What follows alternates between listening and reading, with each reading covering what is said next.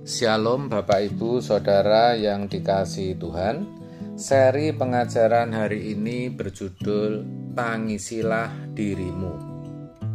Dalam Lukas 23 ayat 28, Tuhan Yesus berpaling kepada mereka dan berkata, "Hai putri-putri Yerusalem, janganlah kamu menangisi aku, melainkan tangisilah dirimu sendiri dan anak-anakmu."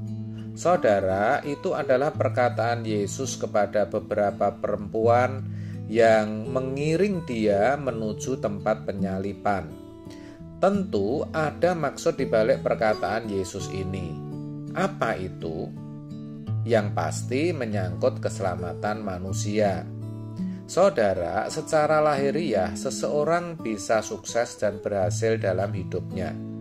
Tetapi harus disadari bahwa apa yang diperolehnya hanya bisa dinikmati semasa hidupnya. Itu pun belum tentu bisa dinikmati dengan baik. Artinya, bisa saja keberhasilan atau kesuksesannya justru membawa kepada penderitaan dan menjadi tidak sebanding dengan keuntungan yang sudah didapat. Lalu, apakah kita pernah berpikir betapa besarnya keuntungan, betapa tidak ternilainya kalau kita bisa menawarkan jalan keselamatan yang benar kepada seseorang, yang membuat seseorang tidak lagi bisa dimiliki iblis. Barangkali jarang ya kita berpikir seperti itu.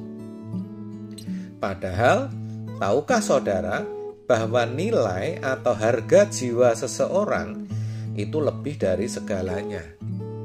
Tuhan Yesus berkata, "Apa gunanya seseorang memperoleh seluruh dunia tetapi kehilangan nyawanya? Dan apakah yang dapat diberikannya sebagai ganti nyawanya?" Matius 16 ayat 26.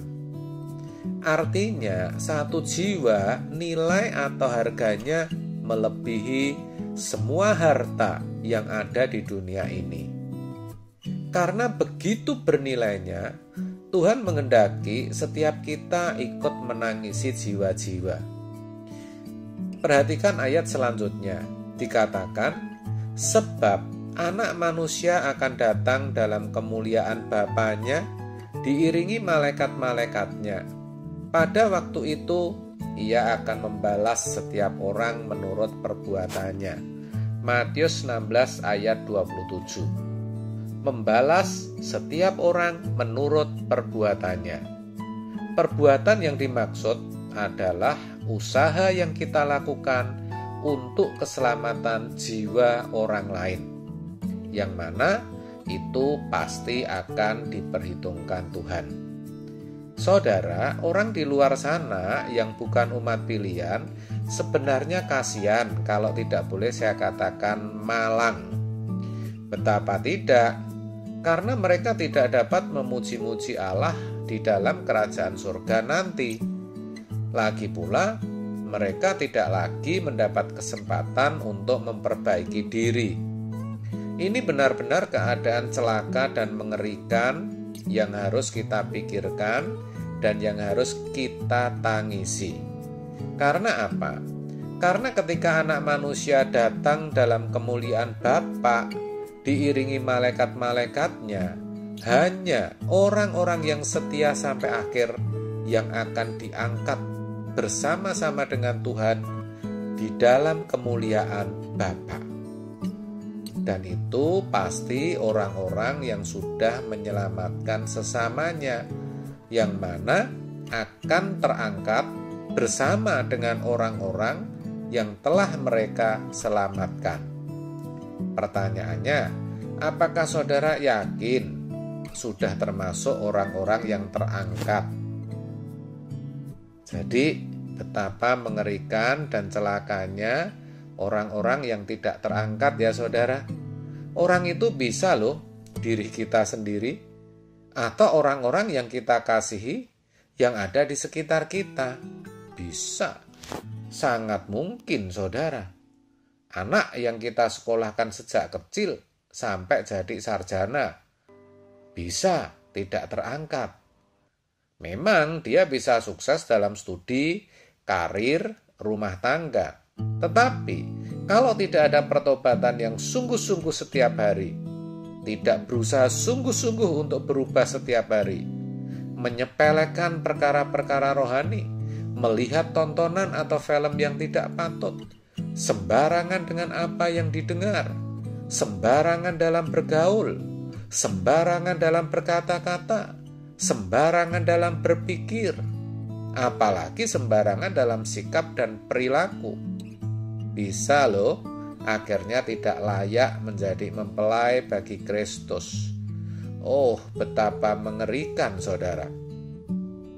Sebaliknya, kalau kita sungguh-sungguh bertobat setiap hari, membenahi diri, bertumbuh dalam kesempurnaan, maka tidak mungkin kita tidak menangisi jiwa-jiwa.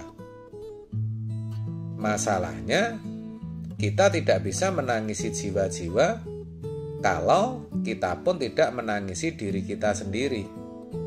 Menangisi diri sendiri artinya kita berusaha sungguh-sungguh mau membenahi diri, bertumbuh dalam kedewasaan rohani yang benar.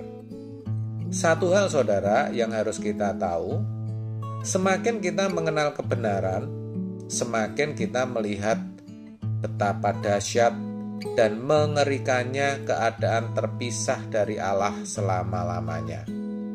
Di pihak lain, kita akan menghayati betapa indahnya kerajaan surga, yang mana membuat kita tidak akan terikat lagi dengan keindahan dunia ini. Dengan demikian, sebenarnya ada tuntutan yang harus kita penuhi setiap hari. Kita harus bisa berkata seperti Tuhan Yesus, sudah selesai. Maksudnya, semua perbuatan, tugas, dan dosa harus sudah beres. Jangan pernah menunda. Kita harus selesaikan semua itu dengan Tuhan. Sayangnya, saudara, banyak orang menganggap enteng akan hal itu karena mereka belum bertemu dan menghayati kemuliaan Allah.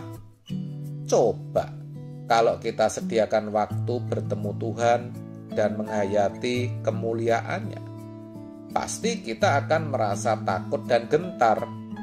Apalagi kalau masih ada saldo dosa, ada skandal atau kejahatan dalam hidup kita. Tidak mungkin kita merasa aman-aman saja, merasa kuat, dan merasa hal itu bisa ditutupi. Tidak mungkin. Karena semua hal pasti akan terbuka dan diperhitungkan di hadapan Tuhan. Maka, sekecil dan sehalus apapun dosa itu harus kita selesaikan. Jangan berbuat dosa lagi. Bertekadlah hidup suci.